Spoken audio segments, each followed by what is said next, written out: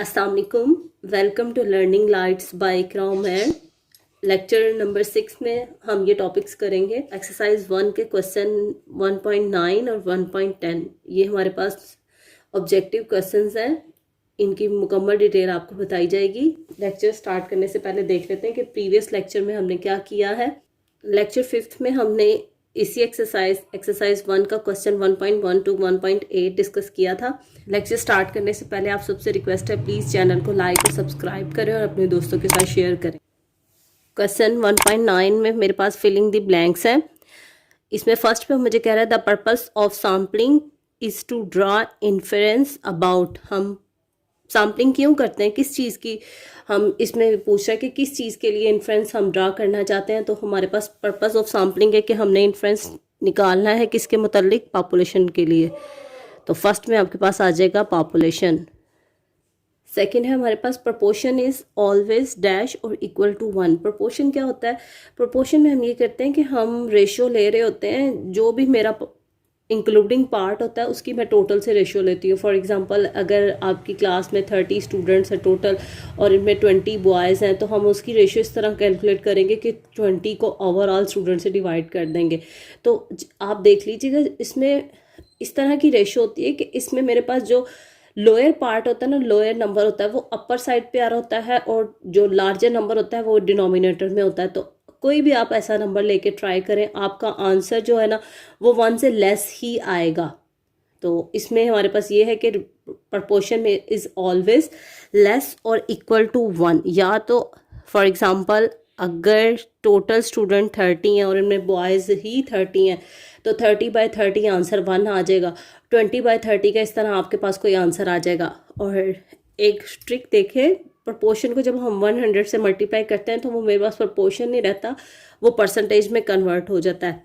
Third है filling the blanks, the quantity computed from population.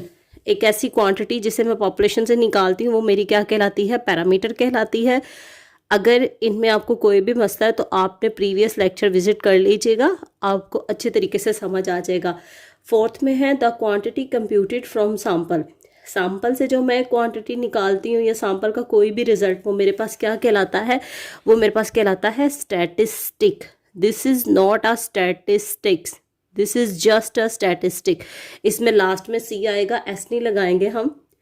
Fifth है the quantity which does not vary from individuals to individuals is called dash. इसमें वो पूछ रहा है कि ऐसी क्वांटिटी जिसे आप एक फेस से दूसरे फेस में कन्वर्ट नहीं कर सकते, वो वेरी नहीं करती, वो चेंज नहीं होती। प्रीवियस लेक्चर्स में हमने ये पढ़ा था कि ऐसी क्वांटिटी जो फिक्स रहे, तब्दील ना हो, वो मेरी क्या कहलाती है? वो मेरी कांस्टेंट क्वांटिटी कहलाती है। 6 है आपके पास sum of random errors equal to dash. Random errors क्या होते हैं? रैंडम एरर्स इस तरह होते हैं कि मेरा सैम्पलिंग करते हुए जो भी रिजल्ट या ह्यूमन एरर जनरेट कर लेते हैं हम, कोई ना कोई कॉम्प्लिकेशंस हो जाती हैं, कैलकुलेशन एरर आ जाते हैं। तो अगर हम उन एरर को सम अप करें ना तो उसका आंसर आता है इक्वल टू 1। 7th में मुझसे पूछ रहा है a variable is called dash when it's value can not be exactly determined. ये वेरिएबल क्या होता है जिसकी वैल्यू आप एग्जैक्टली डिटरमाइन नहीं कर सकते, आप एग्जैक्टली नहीं बता सकते, तो वो मेरा वेरिएबल कहलाता है random variable. A variable is called random variable. For example जैसा कि आप एक कॉइन टॉस करते हैं, तो जब तक आपने कॉइन टॉस नहीं किया आप ये नहीं कह सकते कि उसमें हेड आए या टेल। कोई भी ऐसी मेरा वेरिएबल जिसमें आपको चांसेस ऑफ अकरेंस एग्जैक्टली मालूम नहीं है, तो वो वेरिएबल क्या कहलाता है? रैंडम वेरिएबल कहलाता है। 8 है मेरे पास a variable that takes numerical value. एक ऐसा वेरिएबल जो न्यूमेरिकल वैल्यू टेक करता हो, मेरा क्या कहलाता है? लेक्चर 2 में आपको different types of variables explain की थी, आप वहाँ विजिट कर लीजिएगा, डिस्क्रिप्शन बॉक्स में आपको इसका लिंक मिल जाएगा। तो इस पर मेरे पास कहता है a variable that takes numerical value is called quantitative variable. The procedure of inferring about the population characteristics using the sample is called। एक ऐसा तरीकाकार जिसमें मैं पॉपुलेशन के करेक्टरिस्टिक्स के बारे में कोई इन्फरेंस ड्रा करती हूँ सैम्पल को यूज़ करते हुए, तो ये तरीका क्या कहलाता है? ये तरीकाकार कहलाता है इन्फरेंशियल स्टैटिस्टिक। लेक्चर 4 में आपको इन्फ्रेंशियल और डिस्क्रिप्टिव स्टैटिस्टिक्स के मुतालिक बताया गया था, इसका लिंक आपको डिस्क्रिप्शन बॉक्स में मिल जाएगा।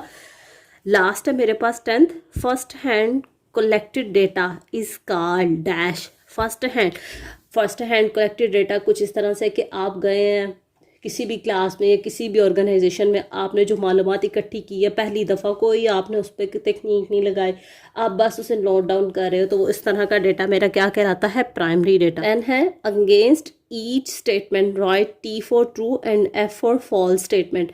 जो स्टेटमेंट आपको लगे कि ठीक है उनके आगे आपने ट्रू मार्क करना है और जो फॉल्स है उनके आगे आपने एफ मार्क करना है। फर्स्ट है the value calculated from population is called parameter. इसी तरह ही हमें पता है कि पॉपुलेशन से जो वैल्यू निकलती है उसे पैरामीटर कहते हैं, तो ये फर्स्ट तो हो गया जी ट्रू। सेकंड है statistics deal with single fact. Statistics single fact को तो नहीं वो डील करती, आपके पास कलेक्शंस ऑफ फैक्ट्स मौजूद होती हैं, आप एक कंक्लूजन ड्रा करते हो जो उन फैक्ट्स को क्या करती है, फुलफिल करती है, उन फैक्ट्स पे आपकी फिट होती है, तो सिंगल फैक्ट पे तो नहीं आप वर्क कर सकते। तो statistics deal with single fact, this is statement is wrong क्यों है ये आपको बता दिया गया। थर्ड है statistics can be placed in relation to each other.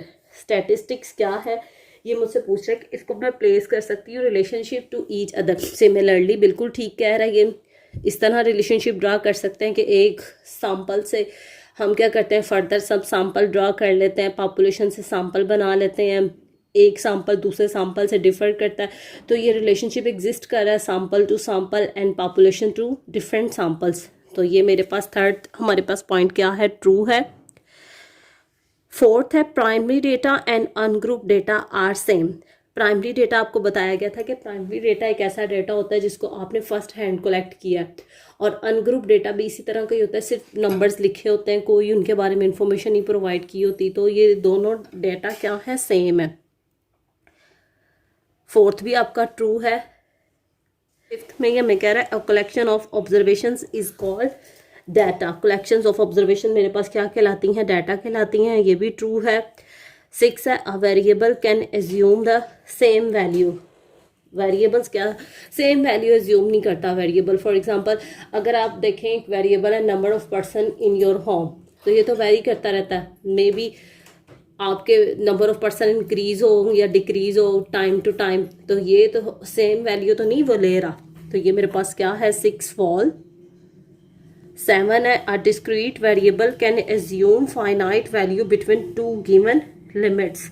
6 में मेरे पास डिस्क्रीट नंबर्स वही होते हैं जिसमें हम लोग एक फाइनाइट वैल्यू टेक कर लेते हैं। सपोज 5, 6 और 7 हम एक फाइनाइट वैल्यू टेक करते हैं, तो ये मेरे पास डिस्क्रीट नंबर कहलाते हैं।